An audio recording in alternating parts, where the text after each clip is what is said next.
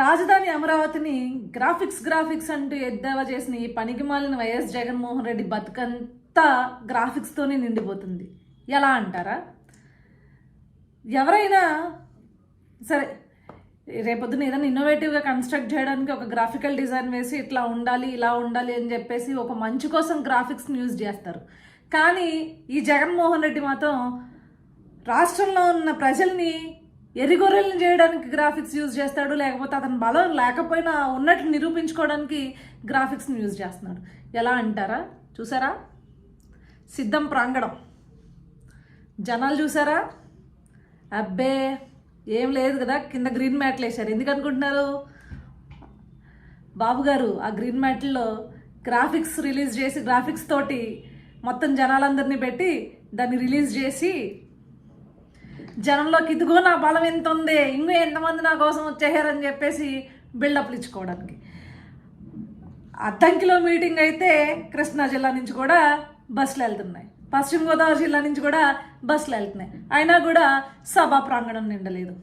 మొన్న ఏదో అంటున్నాడు, మేము 50 ఎకరాల్లో పెడితే మీరు 25 ఎకరాల్లోనే పెడుతున్నారు, మేము 100 ఎకరాల్లో పెడితే మీరు 25 ఎకరాల్లోనే పెట్టారు, మీకు మాకు సాటా అని చెప్పేసి సంబరాలు రాంబాబు వాగుతున్నాడు. నాకు అర్థం కాక అడుగుతా, నువ్వు 100 ఎకరాల్లో పెట్టినా 50 ఎకరాల్లో పెట్టినా ఇంక ఇలా గ్రాఫిక్స్ చేసి మసిపూసి మారేడుగా చేసి ఇదిగో మాది ఇది అని చెప్పేసి వాపను చూసి బల్బ్ అన్నట్లు చూపించుకుంటున్న బతుకు మీది.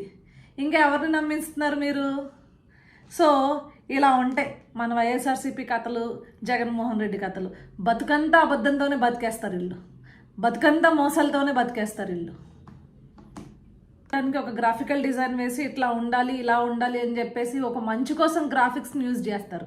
కానీ ఈ జగన్మోహన్ రెడ్డి మాత్రం రాష్ట్రంలో ఉన్న ప్రజల్ని ఎరిగొర్రెలను చేయడానికి గ్రాఫిక్స్ యూజ్ చేస్తాడు, లేకపోతే అతని బలం లేకపోయినా ఉన్నట్లు నిరూపించుకోవడానికి గ్రాఫిక్స్ని యూజ్ చేస్తున్నాడు. ఎలా అంటారా? చూసారా? సిద్ధం ప్రాంగణం జనాలు చూసారా? అబ్బే ఏం లేదు కదా, కింద గ్రీన్ మ్యాట్లు వేశారు. ఎందుకు అనుకుంటున్నారు?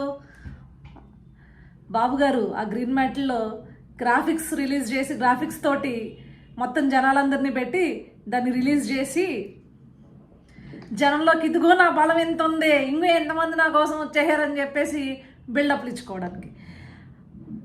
అద్దంకిలో మీటింగ్ అయితే కృష్ణా జిల్లా నుంచి కూడా బస్సులు వెళ్తున్నాయి, పశ్చిమ గోదావరి జిల్లా నుంచి కూడా బస్సులు వెళ్తున్నాయి. అయినా కూడా సభా ప్రాంగణం నిండలేదు.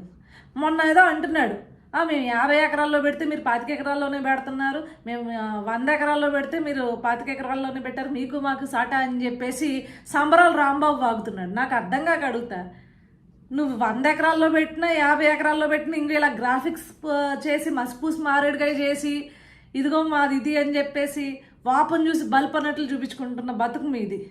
ఇంకా ఎవరిని నమ్మిస్తున్నారు మీరు? సో ఇలా ఉంటాయి మన వైఎస్ఆర్సీపీ కథలు, జగన్మోహన్ రెడ్డి కథలు. బతుకంతా అబద్ధంతోనే బతికేస్తారు ఇల్లు, బతుకంతా మోసాలతోనే బతికేస్తారు ఇల్లు.